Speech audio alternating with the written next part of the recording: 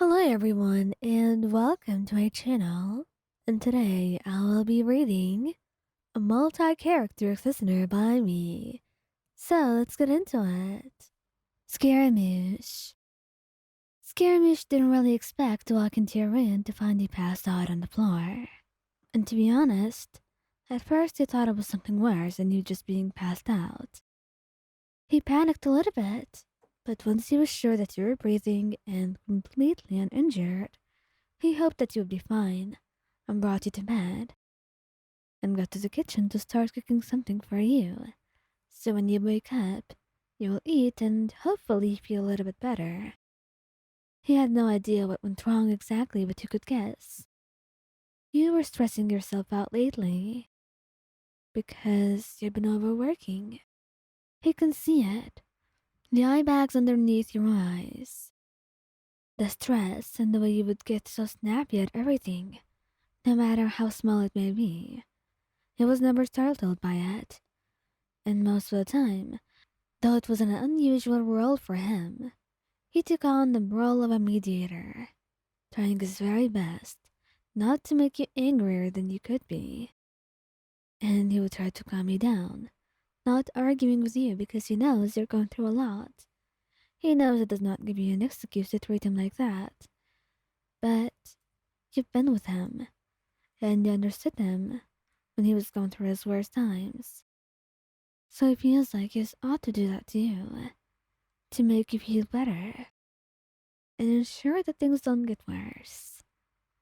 And when you woke up, you found him there, sitting by your bed on a chair. He immediately sat up from where he was closing his eyes and held your hand in his, squeezing gently. Wyan, are you alright? Does anything hurt? I'm fine, you say, tired and exhausted, but trying to still converse with him. And though Scaramouche appreciated the effort, it still worried him a little bit. But at the very least, you weren't doing way worse. You could have imagined how that would turn out. He kissed your forehead. You overwork yourself too much, Ryan. I warned you. I know. And I'm sorry. I promise you I am. He looks into your eyes, looking for something apparently. Once he can't find it, he lets out a sigh of relief, kissing your cheek. I know.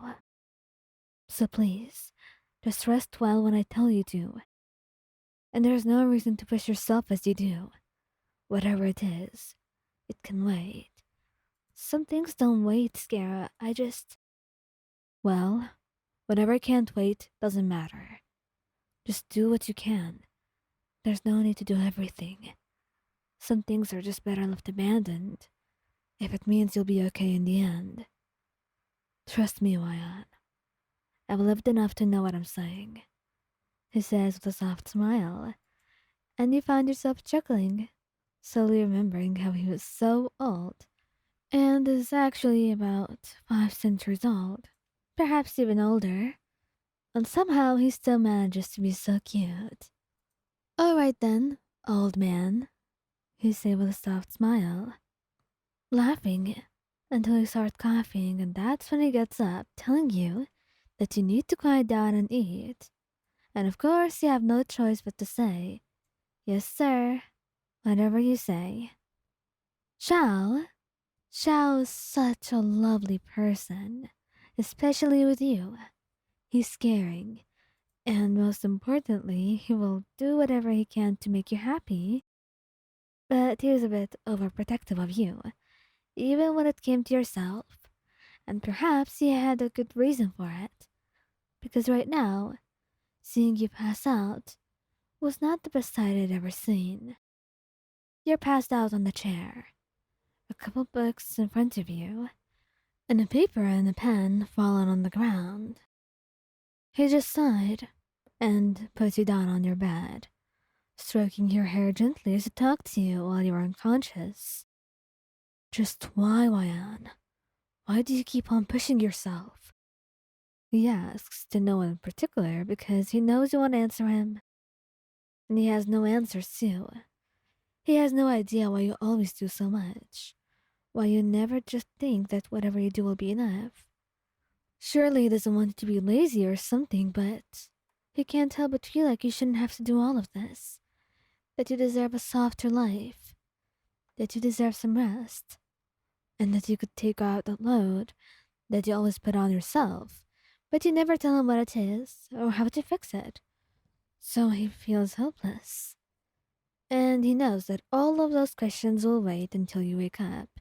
So meanwhile, he gets around to organizing your desk, cleaning, and preparing food for you. So when you're awake, you'll have something nice to eat, something that will get your strength back up. And when you wake up, he's sitting there, reading one of your favorite books aloud to you. You smile a little bit, and he doesn't notice you're awake at first, until you whisper out his name, and immediately he puts the book away, rushing over to you. Mayan, you're awake. How are you feeling? I'm fine, Xiao, I promise you. I'm more than alright. You don't need to worry about me so much.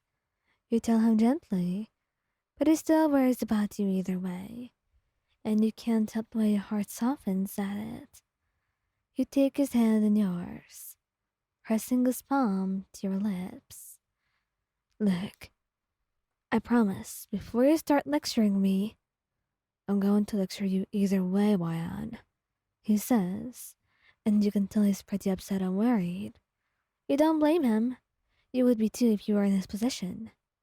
But you want to ease his worries a little bit, so you hold his hand in yours, giving it a little squeeze and nodding.